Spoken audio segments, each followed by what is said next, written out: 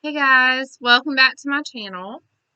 Um, First and foremost, I'm glad to talk to all of you guys. It's been a while since I've done a faith related video. It's raining outside. I'm on my front porch. Um, I got like my new couch cushions over here, and I love these. They're so cute. Like, look at this little rainbow. And it says good vibes only over here. And then you are my sunshine. I love that. Anyways, back to the point. It's raining. I'm doing a study called Flooded. There's a lot going on with, and this perfect. The study is about 5 best decisions to make when life is hard and doubt is rising. We currently are living in like an evil, sinful world right now. Okay? Everything that's happening in our own nation, and now the war with Russia and Ukraine is so heartbreaking. It is so, so heartbreaking. And then there's so many people I know that are going through trials and tribulations, whether it's with friends or family, loved ones, sickness, cancer, just all sorts of things. And we all have, it's like we're all in this pit sometimes. And honestly, with this rain, it's just so perfect to talk about this study. We have all felt the hopelessness feeling. You feel it when your child is sick and there's nothing you can do, or when they're little and they can't tell you how they feel or something, and you know that they're in pain and there's just nothing you can do. Or when you have a friend or a loved one that is super sick and it's out of your control, or maybe there's a financial issue, or maybe it's a relationship issue, or maybe it's just a worldly issue and it's like it's out of your hands and out of your reach, and you just feel so hopeless.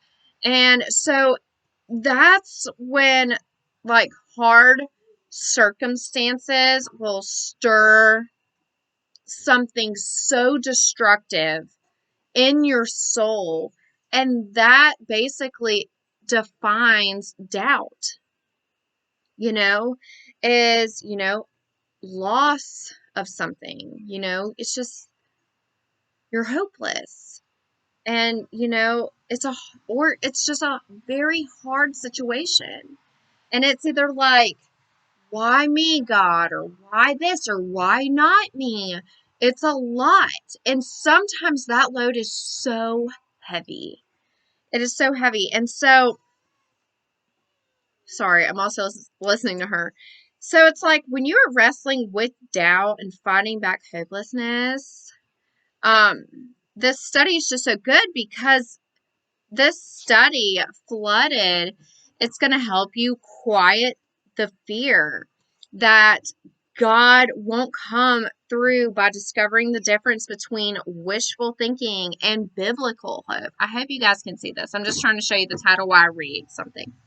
And then this Flooded will also help you resist the urge to control the uncontrollable by finding peace in between the problem and the promise. See, God's promises are there, and He is good all the time, and all the time He is good. He's not just good sometimes, He's good all the time. Okay? And this study also will help you find the familiar faithfulness of God in His Word when it feels like nothing is normal and everything is falling apart. And that right there, my friends, is something that is so important, and sometimes that we need to hear. Because most of us know what it's like to whisper to God, please, God, no more hard things. Please, God, no more hard things. Like, many of us have just said that one sentence. Like, we know. So it's just, It's time to quiet the fear that God won't come through by understanding the difference between biblical hope and wishful thinking. There's cars going down the road. Now I can. But, and I love this study, but I just love any study. I recently just started going back to church into women's ministry again, and it's been since the end of fall, because when winter hit, it was crazy. It was like bad things were happening. Well, it wasn't really bad things. It was more like difficult times were happening, and then everybody got COVID. It was crazy, and COVID was really hard. But anyways, started this in March, so I've started like scrapbooking. This is not part of it, but I scrapbook when I do this. Even in my own Bible, I write a lot. But I just wanted to like share a few things. Because I had wrote this down, as you can see, like I wrote a lot. But in the beginning of this Bible study, there's like 5 weeks. I'm pretty sure it's no, there's 6 weeks. There's 6 weeks, and week 1 is about. It's called Decision 1, is to walk with God. And she takes you back to Genesis about Noah walking with God, and how nothing from Genesis to now in the present world, not much has changed with humanity. Let's just say that. Nothing has changed much with humanity. But she talks about when we walk with God, we are able to step into impossible situations. And I think it's so good. And I wrote this down. Not sure you can face another hard situation.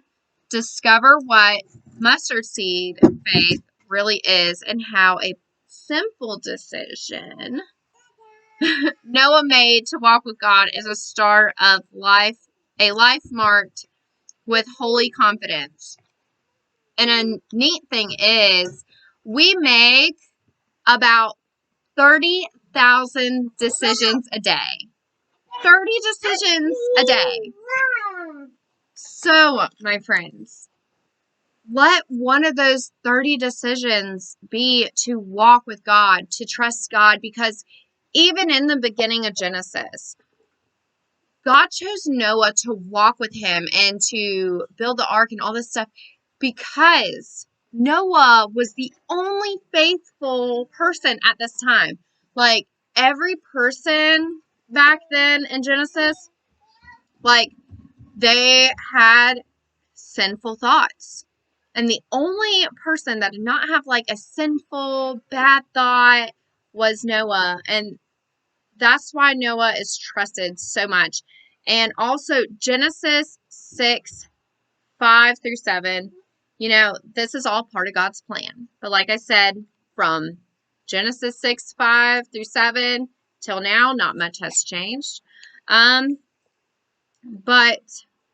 on the days when you find yourself questioning what now, because I do that all the time. I'm like, what now? God, what now? Put God first. Put him first, because not only is he working with you, but he wants us to work with him. Okay? And on days you feel you've found your way, put God first. If things are just going good, put him first. Let him know that thank you. Like, how many times do we honestly thank God for what he has done or what he is doing? Do you thank God every day and every night when you pray? Are you thanking him for all the blessings that he gave you today? Did you thank him for waking you up today? And on days when nothing about your circumstances seem to make sense, because those hard days sometimes just don't make sense, and life doesn't make sense, and we question things and we doubt things, put God first. Put him first, because ultimately it's up to us to put God first. He wants us to come to him with everything. He wants us to talk to him. And if you think about it, You go to your parents to talk and to vent. But God is your father. You are his child. He wants his child to come to him. He wants you to come to him with everything because he's going to cover you with godly strength. And godly strength spiritually comes from deciding to rise above the hard things and pursue the holy, And it's the power of Jesus as well. Because like Matthew 17:20 says, uh he says to them, because of your little faith, for truly I say to you, if you have faith like a grain of mustard seed, you will say to this mountain, move from here to there, and it will move. And nothing will be impossible for you. So just remember, like,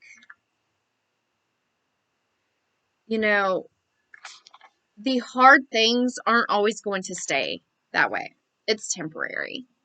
Everything is temporary. And guys, let me just tell you, the most precious thing, other than God himself and Jesus, is time. It is the one thing you're never going to get back. It's the one thing you can never buy.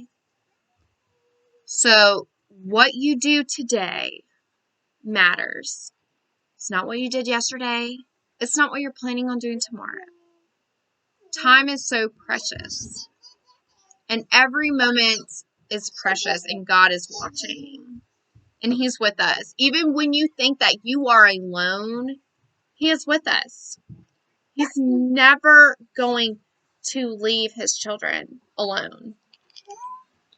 And so, I don't know. I think this study is for everyone. Like I said, I just want to talk about the rest of the decisions. So decision 1 was to walk with God. And when you get into week 2 of this, it's about listening to God. Okay, so that's decision 2. And then decision 3 is about to rise above the doubt. So that's a really good one because I think that's like the one we're all going to dig into most. And then decision 4 is to remember who is in charge. Sometimes we like to create our own destiny. Sometimes we like to create our own plan. Sometimes we like to be in charge and say, no, this is how I want to do it, God, because you're not making it happen for me, so I'm going to make it happen. But that's not it. So sometimes you just have to let it be and let God do it, okay? Because it's not about you. It's about your walk with God, and that he is in charge, and that it is his timing, and that is his decision for you. And decision 5 is to find a familiar faithfulness of God. Seasons of life come and go, but God's faithfulness remains. And that's something that you could write down and just put maybe on your mirror to remember. Seasons of life come and go, but God's faithfulness remains, because sometimes it's nice to just know that that is a promise and he keeps his promises. And then week 6 is basically the legacy leave. So God has a legacy for you, and he will show you step by step, what the legacy you leave behind. Like, it's going to be great. So I totally love this. I love this book as well. I write a lot in it. It's probably all washed out because of the natural lighting. But I just had to get out here. Get that from the dog. I just had to get out here and share this with you guys.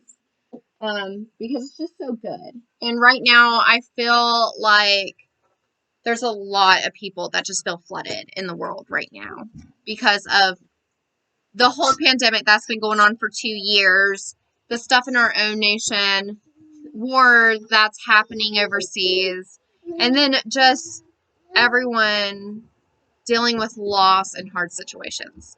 So I wanted to get on here and make this video because I think that is so important. And I'm praying for you all, and thank you all for watching, and I will see you later.